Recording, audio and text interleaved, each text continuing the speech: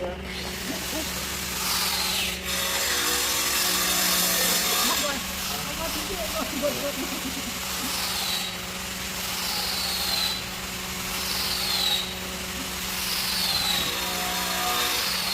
được rồi không? Thôi không.